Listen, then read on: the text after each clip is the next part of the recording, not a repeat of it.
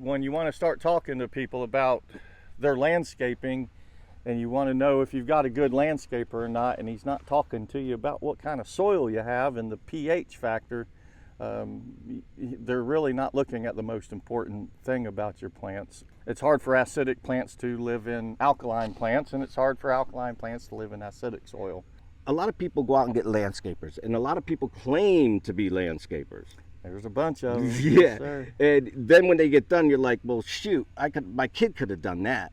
So if you're interviewing a landscaper, what are the things, the key points you should look out for? What are the questions that you should be asking as a customer and the landscaper should be asking you? You know, at first, find out what plants you like, but if the landscaper's not voluntarily coming up with the plants that you should be using, and they're taking you to the nursery and just say, pick out whatever you want, you're called a landscaper because you don't know.